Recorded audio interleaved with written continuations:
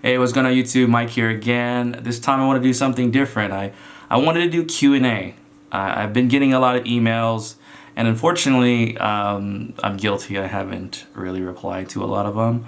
But I kind of wanted to be a little bit more accessible and kind of give you a little bit more fine detail when it comes to answering questions about business or eBay. So this one was a special person that emailed me.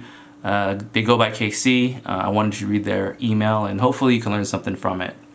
It says, "Hi there, Mike. I hope everything is okay. I recently subscribed to your channel for how useful and inspirational your eBay videos are.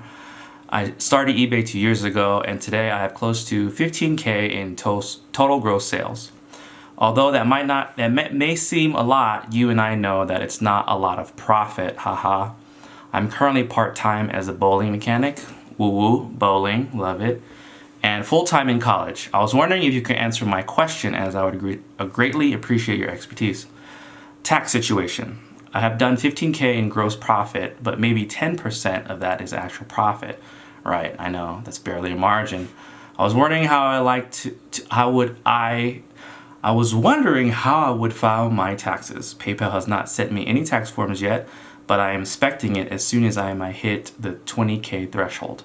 Right now, I'm filing as a dependent upon my dad's tax file. I'm worried that the IRS may audit me. I have 60% of all receipts to show expenses, but what happens if I don't have the other 40%?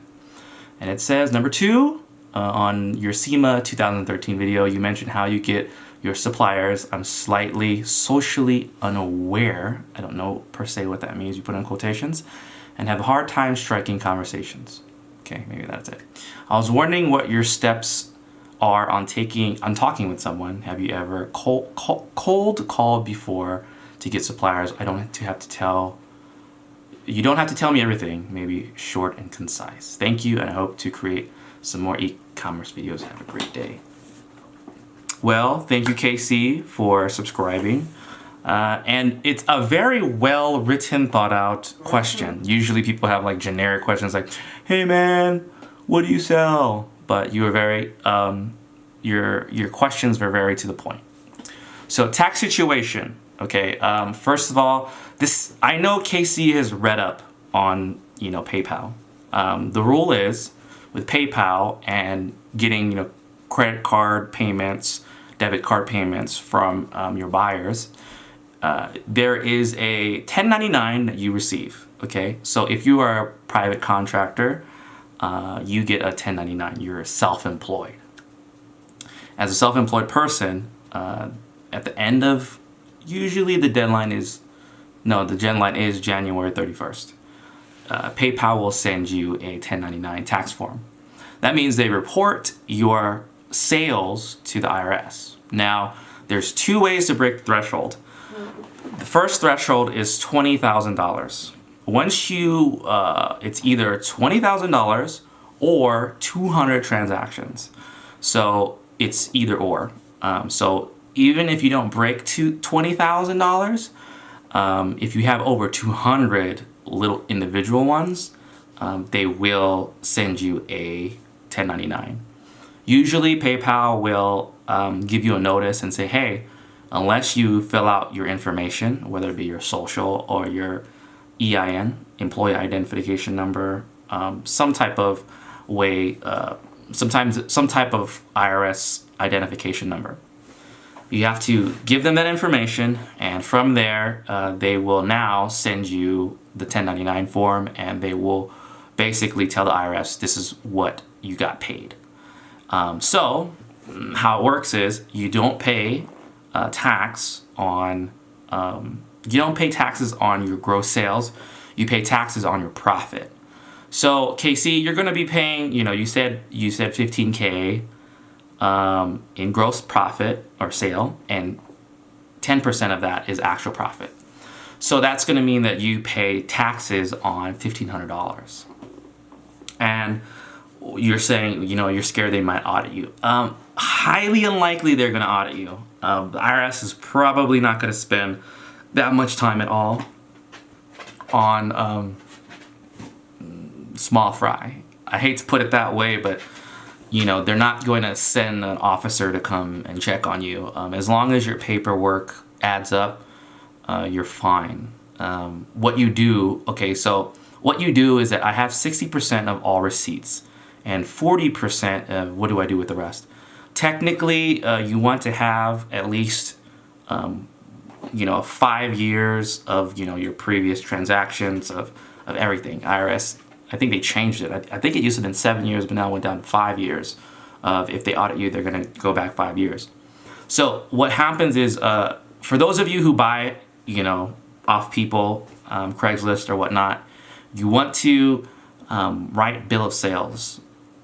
Technically, you don't have to have them write a signature or anything like that, but you want to have some type of record, the date of the purchase, the time, how much, so that you can basically have a balance sheet. So this is how much you sold. So say you sold $10,000, and then how much profit you made. You made after you sold $10,000 worth of stuff, at the end of it you get $12,000. So you're gonna minus what you paid, 10,000 minus 12 and 2,000. So that's what the IRS is going to tax, is at $2,000. You want to be as organized as possible, have a filing cabinet like I do, write out everything. One of the reasons I always almost buy everything on credit card. I don't buy it on credit, I pay it off every month, but it's an electronic file of everything I spent, when I buy things. So it's not spread out all over the place. So that's what I usually do, is I really pretty much purchase everything. And plus, if I go to the history, the banking history, I kind of can see everything of where all the money was spent. So I do it like that. Okay, number 2, about the SEMA, about getting suppliers. Cold call suppliers. I do it all the time. I email them, I call them. The reason why is that suppliers, they want to sell you things. They don't care. They're happy to talk to you. I think this is a little bit more, you being in college is a little bit more about you being a youthful person and not, maybe being open, or you're just trying to discover how to be sociable. But people want to sell you things. Even the companies that manufacture the products or supply the products, they want for you to buy their stuff. They'll help you buy their stuff. As long as you have the money, they're going to help you buy the stuff. So don't feel shy. They want to. And business is all about how you talk to people. There's a lot of people that won't do business with you if they don't like how you sound or how you talk. So this is going to help and train you become a person that's going to be sociable. That's going to be, you'll learn skills to how to be a salesman. So I think for the most part, you're on the right path. You kind of have a great plan.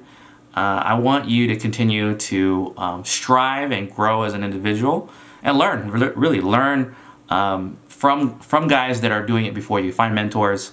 I don't want to call myself your mentor, but if you get some little bit tidbits of knowledge from me, that's fantastic.